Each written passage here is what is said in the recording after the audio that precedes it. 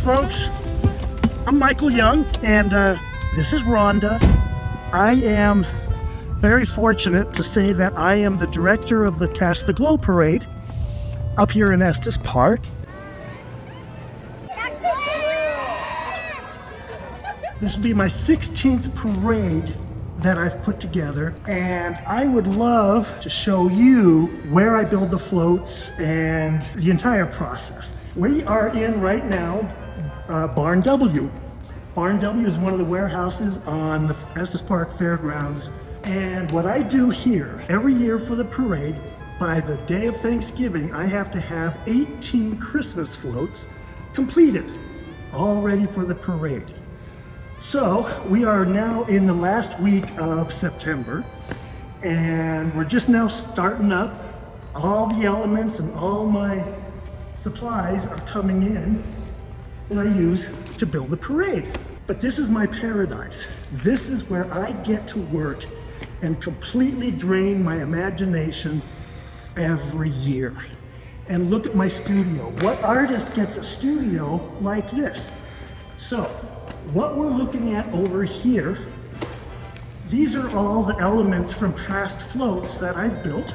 Every float gets dismantled and all the different elements get stored away. What you're looking at here are basically what I call my main elements for a float. I have 18 floats, and I try to give every float a different theme, so that by the time when you're watching the parade and the float goes by, you look at the next float and it's something completely different. And I think that keeps your interest and the energy of the spirit of Christmas alive. I had some friends who were bikers, and I sort of challenged myself, can I build a motorcycle? So I built this Harley out of PVC pipes. I use a lot of plywood, cardboard tubes, butter containers, anything that looks like it has a possibility. If I can transform it into something else, I will use it.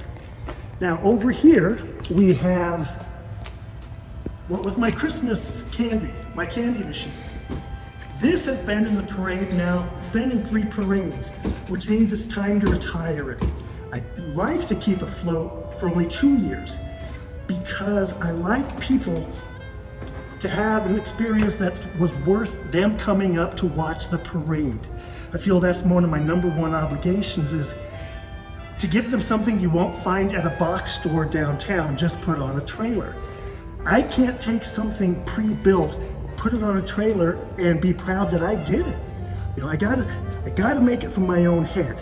So right here, we have my Christmas calliope, various household utensils like dinner plates, New Year's Eve horns, anything that I can use to create what I have in my thinking. This will be my gift of peace. This is motorcycle number 2, all plywood. This was my tribute and my gratitude float to the firefighters last year. Last year, if you remember, sadly, we gave them a lot of work, and so they deserve a tribute. Very some assorted pieces. When a float gets dismantled after the parade, everything gets saved. I mean, I could go from Christmas treats to an alien. Believe me, they all have a place in my parade. This was my Ice Queen last year, and this year it's going to be repurposed as my candy corn. These are my gnomes. As you can tell, I need to have scale. I have to build stuff that people against the stores can look over many, many rows of people and still get the feeling of what the float is supposed to have. So I get to build in scale. And you find me an artist that doesn't jump at that chance. This is a pile of old angels. They were used 2 years, so they will not be coming back this year. This is where I get to work in about 8 weeks, I put about 500 hours in. Like I said, I could be in here with a winter coat, stocking hat, heaters, because the parade has to be done. I can't be wussy and say, oh, it's too cold. Nope, that can't happen. And over here, this is gonna be my work area. This is where I'm gonna build all the new pieces or repurpose some old pieces. If I can take an old float piece, add some stuff to it and change it, all the better for me.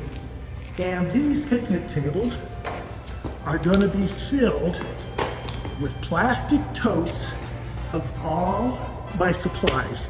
And I can't wait to show you that. That's gonna be coming.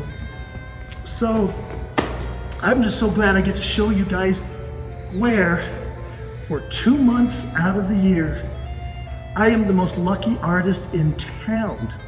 Because what artist wouldn't like to spend 500 hours working on a one-man show, so to speak, for a captive audience?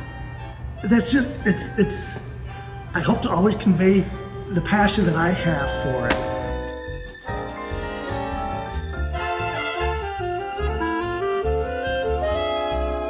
Hello guys, we're about a month later, and I told you that we were going to be working fast, and we have. I had all the gnomes just sitting loose, and now trailers come in. Some trailers belong to the fairgrounds, some are donated from other businesses, and we put stuff back on, we connect them, we get them all lit, and then we just gotta keep working. Some trailers are all decked out, ready for me to put my stuff on. Some of my new things this year, I built the 3 Kings. St. Nick's Flower Shop. Now, if that sounds familiar, it's because it's similar to Mushnick's Flower Shop. And I'd like to introduce you to not really Audrey 3, but she's my Christmas man-eating flint. What's gonna happen is somebody will be inside working her, and she doesn't like to eat people, but she does like gumdrops. So, eat her a gumdrop, and what do you know? It comes right back. It's the first float I've ever made that had this much movement on it, so I'm real excited. This is one of my pride and joys for the parade this year. Never thought I would ever have to, but I got to build a front loader. What's going to be happening here is that it's going to have a scoop load full of packages, and this is going to be package central. There'll be volunteers up here riding it and wrapping packages, so all this has happened in about a month. I have 3 weeks left, and then it's all got to be done. So I work between 6 to 8 hours a day. Totally worth it. I have 6 people here at the fairgrounds helping as well. So between all of us, we get it done, but there's no slacking. And with each float being so different, there's no slacking necessary, because I'm motivated by the fact that I get to put the next float together. And then of course I always think about what it's going to look like the night of the parade. And that's my true reward. And this year I've been told, Michael, we really need a parade this year. So I think that's why I'm killing myself this year, more so than ever, is because we need a really good parade, and I want Estes Park to be proud of this one, so.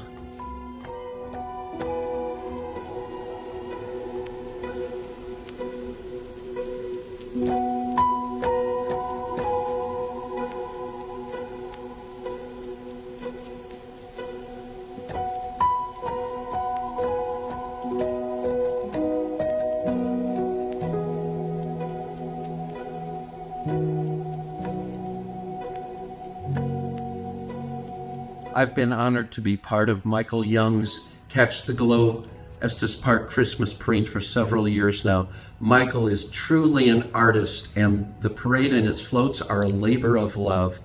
Thank you, Michael. I have such great respect for Michael Young and the work he has done over 16 years with the Catch the Glow Parade. He's evolved these floats over the years. Michael is a genius in his mechanical capability to transform the idea into the actual float. And then he still brings a childlike love of the sparkle and the lights and the toys that he puts together for this parade. I really hope that Michael continues doing this for us for a long time to come, because it's a wondrous thing for the kids and the adults every year at this holiday season. Hey Michael, we just want to say a big thanks for the Hawker family. We have always loved you from back in the days when the kids would come visit you when they were real little at Barn W till the time when you painted this in honor of my late husband. We just are so grateful for all the work that you have done for the Estes Park community. Hey Michael, I just wanted to say thank you for the passion and the enthusiasm that you've brought to the Catch the Go Parade for the past 16 years. In particular, the floats that you've built from the kids' imaginations and ideas for the past 2 years have just been awesome. Your thoughtfulness and the work that you do each and every year is beyond expectation and brings joy to so many people. Thank you. Hey guys, hello town of Estes Park. This video is for one of the special people we have in Estes Park who does our Christmas parade. I'm talking about Michael Young. Over all the years of knowing Mike, over a decade, we've been involved since 2019. He's been doing floats for the Bigfoot Days. I'm supposed to tell you guys about something special about him. There's not enough time here. He's one of Estes Park's beloved people we have here. I see a lot of respect for Mike over the years for him, and I've seen Mike, struggle in his work and blossom. He doesn't make a lot of money in what he does, but we have something when Michael's not with us. We still have Michael in Estes Park. Just saying, by looking at his murals. The kind of funny thing about this is Michael likes to hide a Bigfoot in there. I wonder why he does that. In his murals, I should say. He'll hide a Bigfoot in there. But Mike, to you, I just want to tell you, buddy, that over the years with you, it's been special. You've been one of the ones that's been supportive of me all the time in Bigfoot Days, doing the floats and stuff. I think you see how kind of passion I have for what I do for Estes Park in Bigfoot Days, and I am allowed to do what I do. And you see that, and you build something for me that I can bring out the smiles to people all these years of doing it in Estes Park, Colorado. And just one other little guy wanted to say thank you real quick. And what do you think? Well, Boomer, I know. We talked earlier, and Boomer's kind of said he wanted to say to you, thank you, Michael Young. He says you're awesome. You're squastistic. You are. So, as we go on and watch our events every year, think of Michael Young. He's the man. Thanks, Mike. Estes Park loves you.